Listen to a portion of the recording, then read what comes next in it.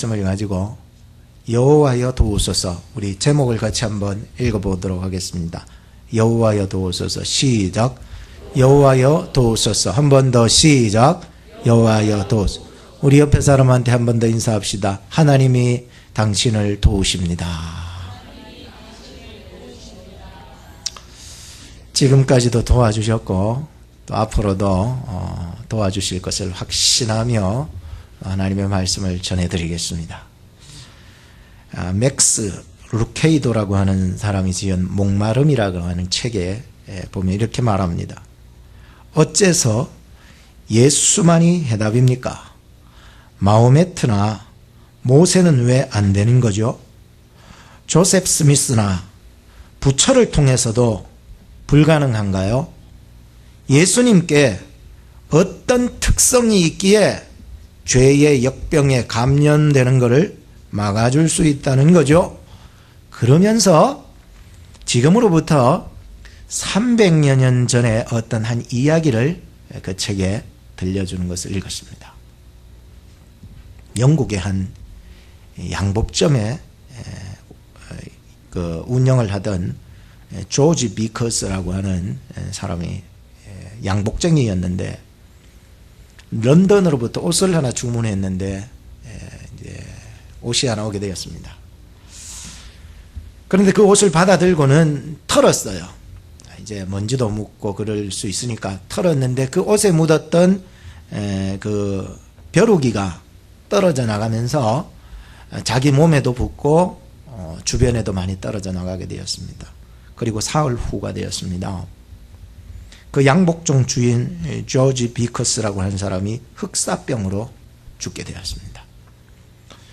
다름이 아니라 그 벼룩이가 흑사병에 감염된 벼룩이었다는 거예요.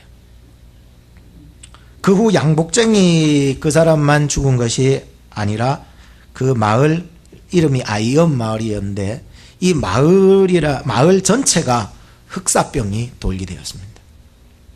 그리고 이 동네를 제한구역으로 지정하기에 이르렀던 거고 그 누구도 이곳에 들어갈 수 없고 이곳 사람도 밖으로 나갈 수 없는 지경이 되었었습니다.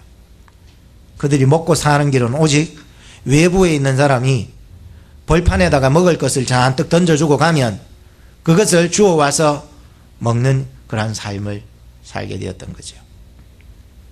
정말 처참하게 사람들이 죽어갔습니다. 그때 절반 이상 사람들이 죽어가는데 일부 사람들은 죽은 사람들의 그 시체를 치우기 위해서 만져야 되고 처리해야 되는데 희한하게도 그 시체를 만졌던 일부 사람들이 이 흑사병에 전염되지 않는 거예요. 예를 하나 들면서 어떤 여자 한 분이 남편도 죽고 자기 6명의 자식들이 다 죽어 그 시체를 만졌는데도 이 여자는 흑사병에 전염되지 않았다는 거예요. 나중에 알고 보니까 죽지 않고 사는 사람들의 비결이 혈통 때문이었다는 거예요. 나중에 과학이 발달해서 그 후손들의 DNA를 한번 조사를 해본 결과 그 질병을 막아주는 유전자를 혈통적으로 지니고 있어서 그래서 태어났던 거죠. 그 유전자가 백혈구를 둘러싸서 병균이 침투하는 것을 초기에 차단해버리는 거예요. 희한하죠. 그리고 만약에 그 병균이 들어왔었다 해도 싸워서 이길 수 있는 능력이 그 속에서 있어서 아무 해를 받지 않았다고 밝혀졌던 거예요. 무슨 비결이 있어서 그 여자분과 일부 사람들이 산 것이 아니라 혈통을 잘 타고나는 까닭에 흑사병과 싸워서 이겨낼 수 있겠다는 이야기였습니다. 예수님을 모신 사람은요, 세상 사람과 혈통이 좀 다른 것 같아요. 예수님의 혈통을 이어받았으니까 예수님 속에 있는 생명의 성령의 법이 우리를 지배하는 거예요. 그러니까 우리에게 죄가 쳐들어오려고 할 때 미연에 방지할 수 있는 그 능력이 있어요. 비록 죄가 우리 속에 들어왔다 해도 그것과 싸워서 이길 수 있는 항체의 능력이 있더라는 거예요. 그것은 내게 있는 것이 아니라 내 속에 계신 예수 그리스도에게 있었던 거예요. 오늘 여러분들 속에 예수님이 살아 역사해 나가는 그러한 개인과 가정과 우리 교회가 되기를 주님의 이름으로 축복합니다. 우리 옆에 사람한테 한 인사합시다. 당신은 예수의 혈통입니까? 그러면 대답을 해야 돼. 물어보기만 하지 말고 당신은 예수의 혈통입니까? 물어보면은 예, 저는 예수의 혈통입니다. 이렇게 얘기를 해요. 다시 한번 물어보세요. 시작. 혈통을 잘 타고나야 돼요. 혈통을. 내 속에 예수 그리스도를 믿고 영접한 사람에게는요, 그리스도 예수 안에서는요 결코 정죄함이 없나니 그리스도 예수 안에는 생명의 성령의 법이 죄와 사망의 법에서 우리를 자유케 하신 줄로 믿으시기 바랍니다. 이게 바로 오늘 우리가 예수의 혈통을 가졌기 때문에 죄를 미연에 방지하고 죄가 들어왔다 해도 싸워서 이겨낼 수 있는 힘이 그분 안에 있기 때문이었더니 다윗은 이 시대를 향하여 하나님의 도우심을 구했습니다. 1절 말씀을 보니까 여호와여 도우소서, 경건한 자가 끊어지며 충실한 자가 인생 중에 없어지도소이다. 여러분, 경건한 자들이 끊어지고 충실한 자들이 사라지는 이 시대에 다윗은 두 가지 기도 제목을 오늘 우리에게, 이 시대에 사는 사람들에게 두 가지 교훈을 던져주고 있었습니다. 그 하나는 거짓 안에 있지 말라라고 하는 것입니다. 사람들이 살아가다 보면 거짓에 갇혀 있을 수 있거든요. 거짓을 끊어야 되는데 끊지 못할 때가 있거든요. 아나니아와 삽비라의 거짓말을 아시지요? 그가 거짓말을 했다가 그만 베드로에게 엄청난 말을 들었습니다. 너는 사람을 속인 것이 아니라 성령을 속였다. 그 말을 듣고 바로 직사해버렸습니다.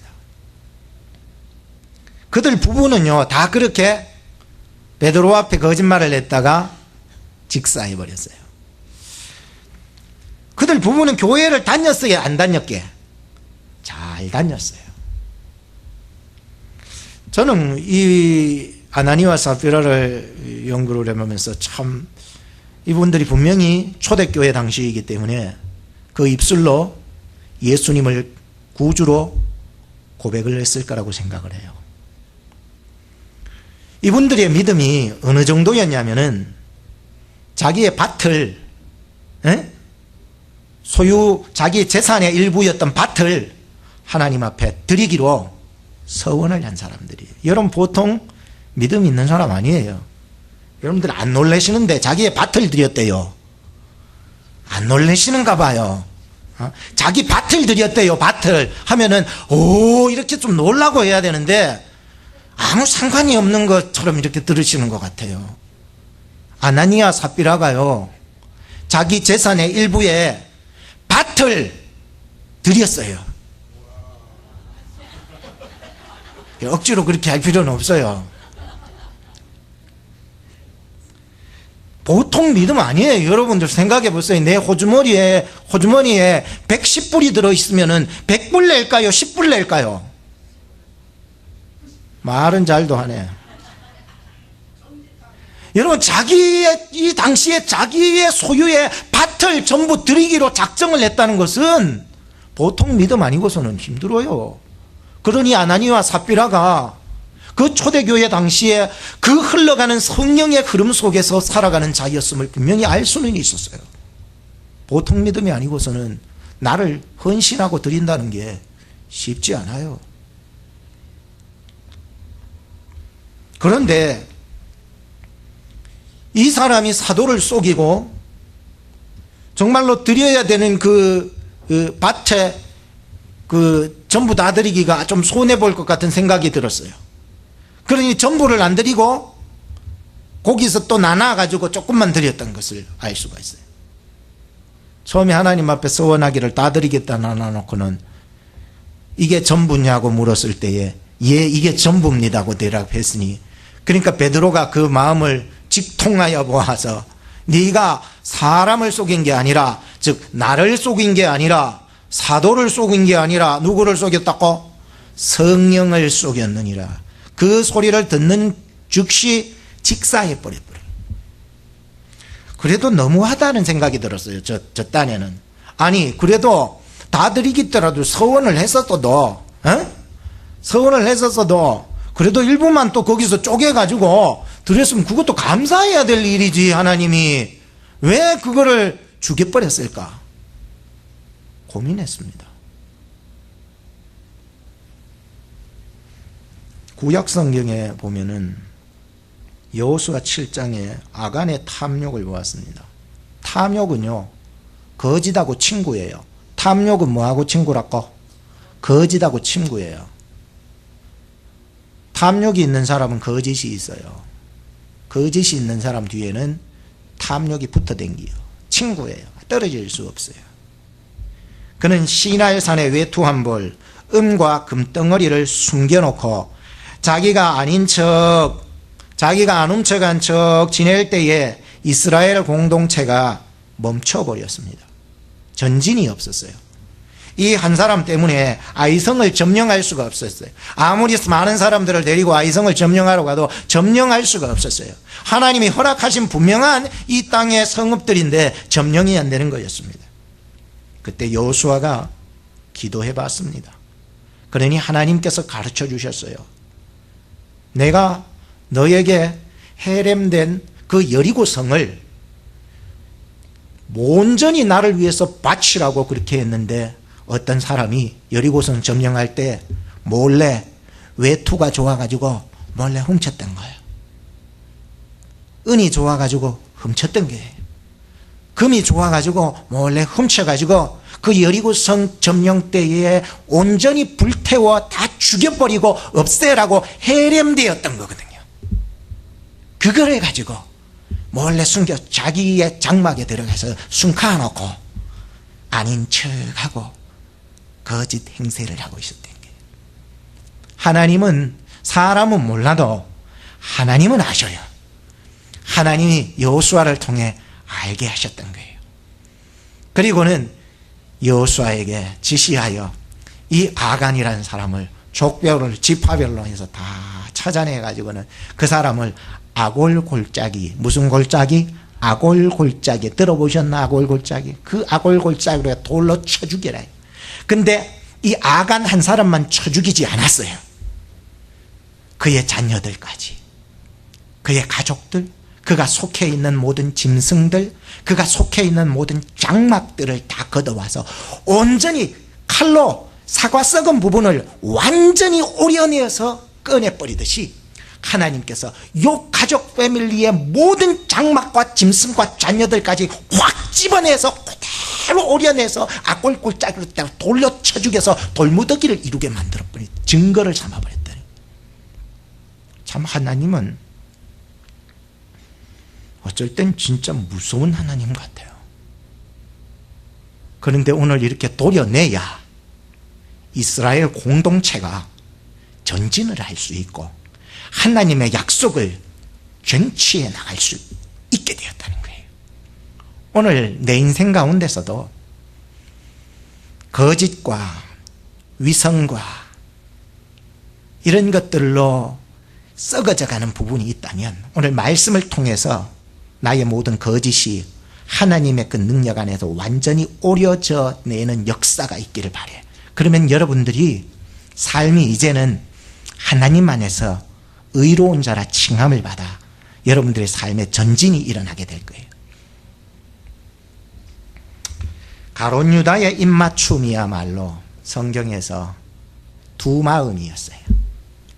겉으로는 예수님한테 와가지고 입맞춤을 하면서 인사하는 거예요. 랍비여, 안녕하십니까?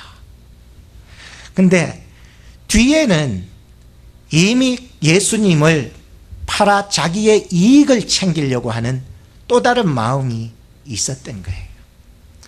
그러니 가룟 유다의 입맞춤이야말로 예수님 앞에서 얼마나 가정되고 거짓되고 위선적이고 두 마음이었냐는 게, 오늘 성경에 나오는 그 두 마음이란 마음이 꼭 이와 같은 거였어요. 겉으로는 안녕하세요 하면서 입을 맞추는데 뒤로서는 자기의 이익을 생각하고 예수님을 팔고 있었다는 거예요. 참, 오늘 이러한 세 가지의 이야기를 여러분들이 해드린 것은 오늘 본문의 말씀 속에서 이 시대가 얼마나 많이 악해져만 가고 있고 나도 모르게 나의 삶이 거짓과 위선에 묻혀서 살아가고 있는 내 모습을 발견하지 못하고 있는가를 알게 되었었습니다. 다윗은 이것 때문에 통탄하며 탄식하며 가슴을 찢고 있었던 거예요. 오늘 본문 2절과 4절 말씀을 보시기 바랍니다. 저희가 이웃에게 각기 거짓을 말하며 아첨하는 입술과 두 마음으로 말하는도다. 여호와께서 모든 아첨하는 입술과 자랑하는 혀를 끊으시리니 저희가 말하기를 우리의 혀로 이길지라 우리 입술은 우리 것이니 우리를 주관할 자 누구리요라고. 다시 쉽게 말해드릴까요? 내 입 가지고 내 마음대로 말하고 막 말하는데 당신이 무슨 상관이 있냐고 얘기한 얘기예요. 이 문제를 가지고 다윗이 지금 탄식을 하고 있는 거예요. 그리고 하나님께 도움을 구합니다. 하나님 너무 빠듯해요. 자기 주변에 가까운 사람들이 너무 이렇게 거짓된 모습으로 말을 하고 자기 앞에서는 안녕하세요 그러는데 다 하나같이 주변에 있는 이 사람이 그 속에는, 그 뒤에는 자기의 이익을 계산하고 있었다는 거예요. 그 얼마나 다윗으로서는 이런 자기 주변에 가까운 사람들이 이러니까 얼마나 통탄할 일이 아닐 수가 없었던 거예요. 이 문제를 가지고 다윗은 그 사람들과 대적하지 않았어요. 그 문제를 가지고 하나님 앞에 들고 나왔던 거예요. 그것이 오늘 여러분들 읽은 이 시편 12편의 내용이에요. 하나님이 하실 수 있기 때문이에요. 하나님이요, 그 적대하고 대적하고 악한 그러한 거짓을 가지고 있는 사람들의 그 거짓을 끊을 수 있었다는 거예요. 하나님, 저 입을 찢어주시옵소서. 누가 할 수 있어요? 근데 세상 사람들은 다 하나같이 자기가 그 입을 불로 찢어 불러가게 해요. 그러지 마세요. 다윗은요, 가까이에 있는 사람들이 거짓과 위선으로 자기에게 아첨하고 위선을 떨고 있었는데, 통탄할 지경이었는데, 이 문제를 끊고 그 문제를 해결하실 수 있는 분이 누구라고? 하나님이시다는 것을 믿었던 거예요.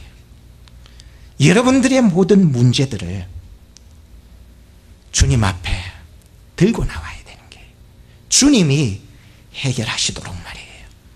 여러분들이 해결하려면 뭐밖에 안 돼? 싸움밖에 안 돼. 여러분 다쳐, 상처받아. 이 문제를 들고 이 문제를 해결하실 수 있는 분, 하나님께 들고 나와야 돼. 세상이 얼마나 거짓되고 얼마나 더럽고 추악해서 겉으로는 번지리한데 속은 다 썩어 빠진 사과 똑같은 거예요. 하나님이 도려내실 거예요. 하나님이 그 입술을 찢어주실 거예요. 성령으로 말미암아 찢어주실 거예요. 여러분들은 뭐 하면 돼요? 하나님께 도움을 구하시면 되는 거예요. 그러면 하나님이 하나님의 때에 가장 아름답게 그 입술을 주장해 주신다는 거예요. 억울하게, 가련하게 고통당하는 이런 자들을 위해서 하나님이 기억하고 계셔서, 그래서 5절에 그렇게 얘기하는 거예요. 여호와의 말씀에 가련한 자의 눌림과 궁핍한 자의 탄식을 인하여 내가 이제 일어나 저를 그 원하는 안전지대에 두리라. 얼마나 가슴 벅찬지 모르겠어. 그 사람하고 맞닥뜨릴 이유가 전혀 없어. 내가 싸우면 져. 아무리 이겨도 져. 하나님이 싸우면 진 것 같아도 이겨. 믿습니까? 오늘 여호와여 도우소서라고 하는 제목으로 설교하고 있습니다. 둘째는 하나님 안에 있어라 라고 하는 내용입니다. 하나님 안에 거해야 합니다. 하나님의 말씀을 붙잡아야 합니다. 하나님의 말씀 안에 거해야만 삽니다. 이것이 지금 다윗이 그의 인생에서 깨달았던 두 번째 교훈이었어요. 요한복음 15장 1절에서 4절 말씀을 보면 내가 참 포도나무요 내 아버지는 그 농부라. 물은 내게 있어 과실을 맺지 아니하는 가지는 아버지께서 이를 제해 버리시고 무릇 과실을 맺는 가지는 더 과실을 맺게 하려 하여 이를 깨끗게 하시느니라. 너희는 내가 일러준 말로 이미 깨끗하였으니 내 안에 거하라. 나도 너희 안에 거하리라. 우리가 예수 그리스도 안에서 거할 수 있어야 되는 것, 그분의 말씀 안에 살아가야 되는 이유가 뭔지 아세요? 그것이 내가 사는 길이고 이 더럽고 추악한 이 세상 속에서 내가 보호받고 보존되는 길이었기 때문이라는 거예요. 그런 말이 많이 떠돌아다녀요. 고요하면 찬송하라. 외로우면 기도하라. 괴로우면 주를 보라. 저는 저의 삶에서 이와 똑같은 의미지만 약간 각도는 많이 좀 달라졌어요. 저는 고요하면 기도해요. 조용한 시간에, 그래서 새벽에 아무도 없을 때 일나서 교회에 와서 조용히 기도하고 가요. 그래서 고요하면 기도해요. 아무런 방해가 없어. 희한하지요. 그러니까 정신이 깨끗해요. 좋지 않아요? 잠만 자니까 몰라요. 뭔 얘기하는지 몰라요. 에? 고요하면 뭐 하라고? 저는요, 고요하면 기도가 나와요. 외로우면 찬송이 나와요. 외로우면 전화기 붙잡고 1시간, 2시간 얘기하지 마요. 나중에 팔이 저려가지고 목사님 팔이 저려가 안 펴져요. 희한한 얘기하는 것 같아요. 오늘 우리의 모습 아닙니까? 전화기 들고는 1-2시간 얘기하면서 외로울 때 사람 붙잡고 그렇게 얘기하면서 외로우니까 오클라호마서 하니까 외롭더라고요. 저는 감사한 게 외로우니까 찬양하게 되더라고요. 찬송하세요. 찬송하라니까 집에 가가 유행가 부르고 앉아있어요. 유행가를 제가 연구를 해봤어요. 저는 연구하는 게 많아. 전공도 많아. 유행가는요, 사람을요 더 우울하게 만들어요. 해답이 없어요. 인생의 해답은 예수밖에 없어요. 인생의 해답은 나침판 대신 말씀밖에 없어요. 괴로우면 주를 보래. 근데 저에게는요, 괴로우면 말씀을 보라는 거예요. 주를 아무리 볼래도 보여지지 않아. 괴로워 미칠 때가 많았어요. 그런데 저에게는 괴로울 때 말씀을 열어보라더라고요.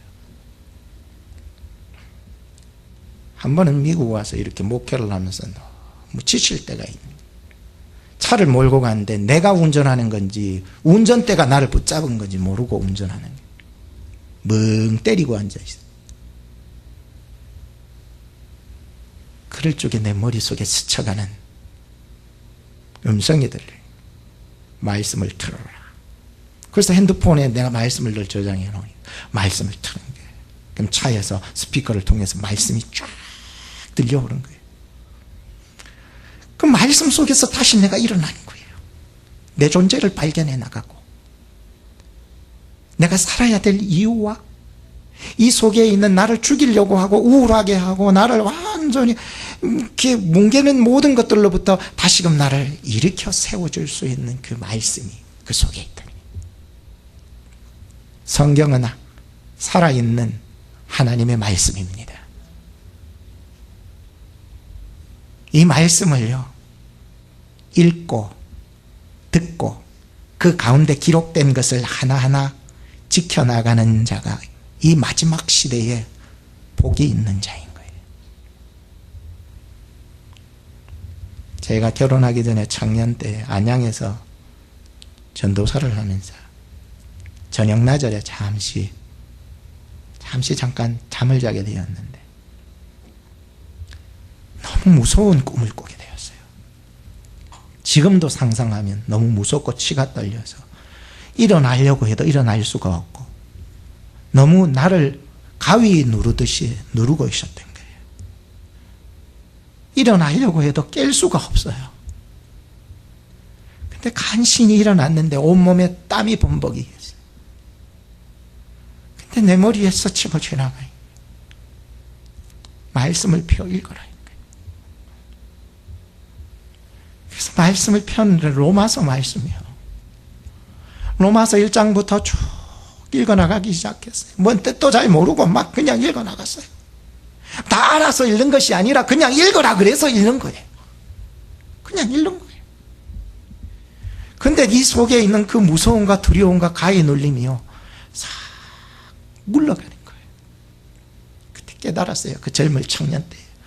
하나님, 내 인생은 말씀 없이는 못 사는 인생이군요. 말씀이 있어야 사는 인생이군요. 깨달았어요. 그리고 지금도 살아가면서 저는 그 어떤 어려움이, 큰 문제가 내 앞에 놓여 있어도 결코 말씀을 떠나지는 않아요. 내가 이루고자 하는 것을 잃어버려도 내가 가지고 있는 것을 잃어버릴 수는 없기에 내 속에 있는 이 말씀과 예수님을 결국 잊을 수 없기에 내가 가지려고 하는 것 좀 잃어도 내게 주신 이 은혜를 잊어버리는 그런 불효막심한 사람은 안 되려고 하나님 앞에서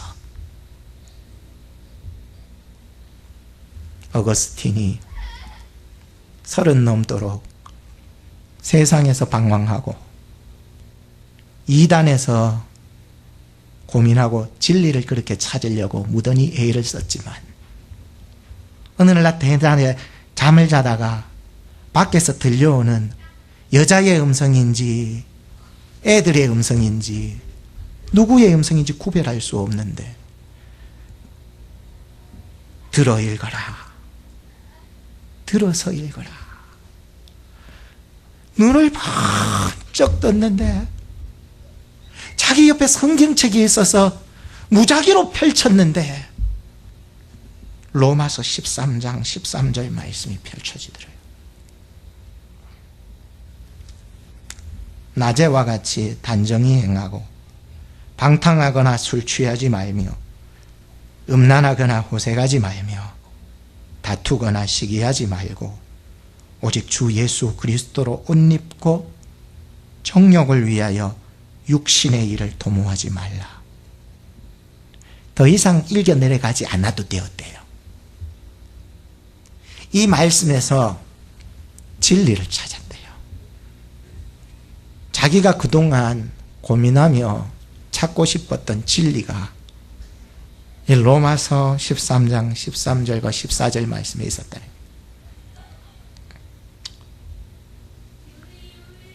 다윗은 오늘 시편 12편 4절과 5절에서 탄식과 희망의 교차 지점에 섰습니다. 아유, 세상 사람들 내가 안 듣고 말지. 여러분들 안 듣는다고 안 들려지는 것이 아닙니다. 들으려고 해도 들려지는 것도 아니고요. 희한하지요. 오늘 본문 4절과 5절에서 4절은 탄식을 하고 있었어요. 자, 볼까요? 내 입 가지고 저희가 말하죠. 저희가 말하기를 내 입 가지고 내 막말하는데 네가 뭔 참견이 있냐 이래 된 거예요. 얼마나 탄식이 일어나겠어요. 에? 내 입 가지고 내 몸 가지고 내 인생 내 마음대로 살아가는데 니까지 게 뭔 상관이 있냐고. 다윗이 이것에서 탄식이 안 일어날 수 없어요. 안 듣고 싶어도 들려진다는 거예요. 근데 5절 보세요. 이때 누구의 말씀이 생각난 줄 아세요? 하나님의 말씀이 생각이 났던 거예요. 하나님의 말씀에 가련한 자의 눌림과, 이 가련하다 궁핍하다는 뜻이 뭔 줄 아세요? 다윗이 없어가지고 가련하다 궁핍하다 한 게 아니에요.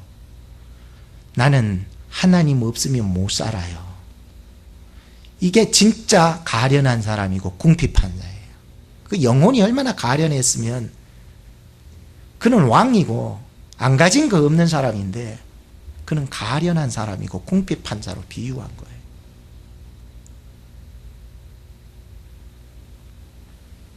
난 하나님이 날마다 필요해요.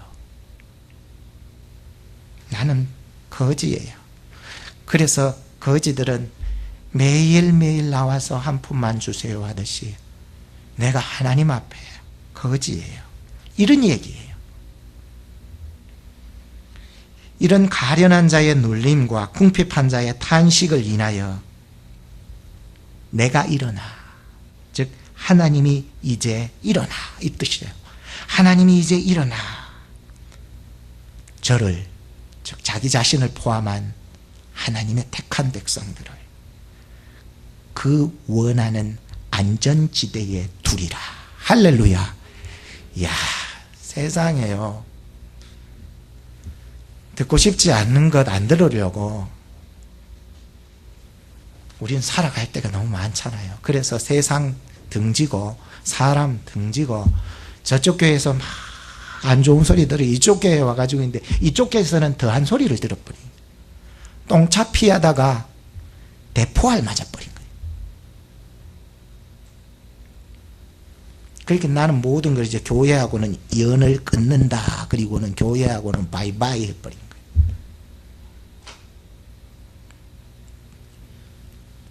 오늘 우리는 살아가면서 이 탄식과 또 이 소망의 소리, 이 가운데서 우리는 살아가고 있는 거예요. 인생의 교차 지점에서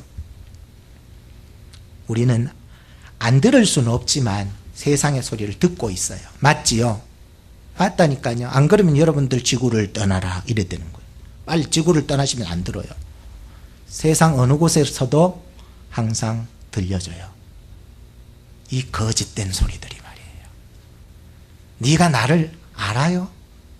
에? 나를 정말 아는 분은 하나님 아닐까요? 우리는 살아가면서 이 거짓된 소리로부터 하나님의 소리를 들을 수 있어야 되는 거예요. 다윗이 세상의 거짓된 소리로부터 나를 진정으로 안전한 곳에 둘 수 있는 하나님의 소리를 들었던 거예요.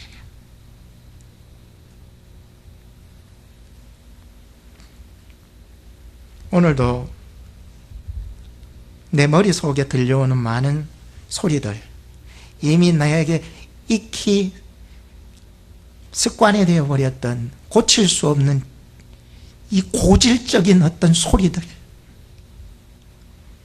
하나님은 고치십니다. 믿으십니까?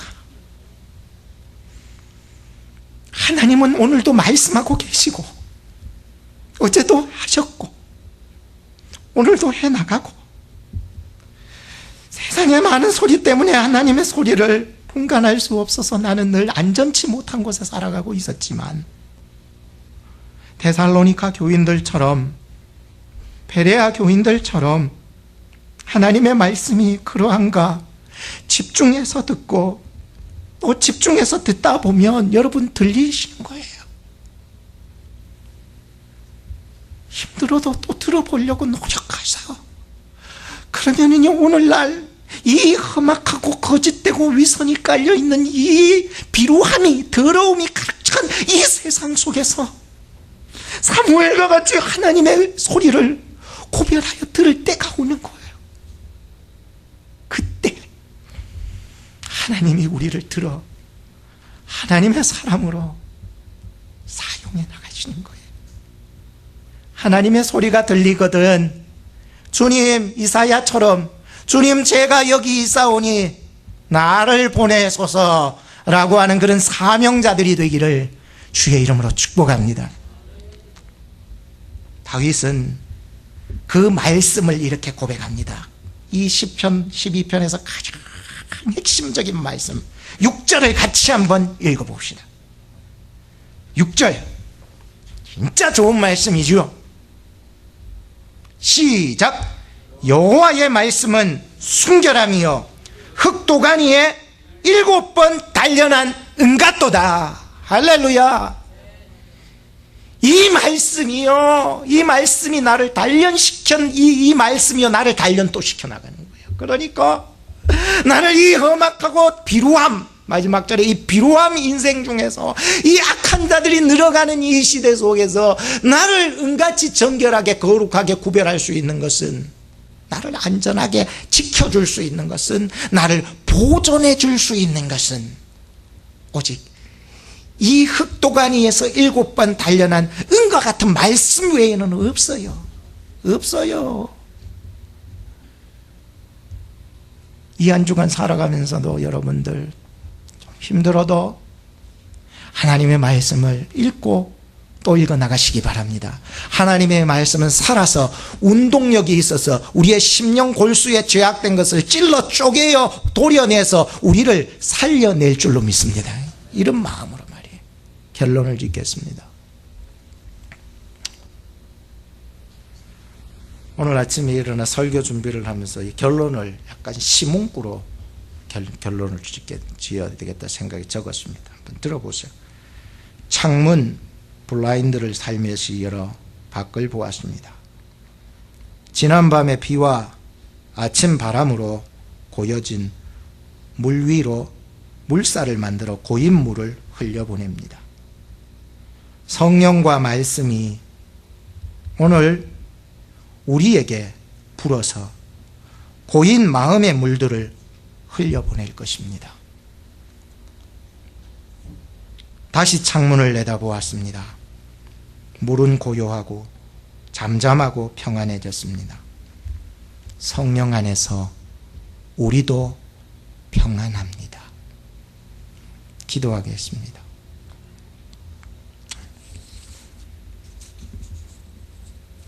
여호와여, 저희를 지키사 이 세대로부터 영영토록 보존하시리이다. 흑도가니에서 7번 단련한 은같은 말씀 안에 거하는 성도들이 되어서 세상의 거짓으로부터 안전하게 지키시고 보존하여 주옵소서. 예수님의 이름으로 기도합니다. 아멘. 오늘 주보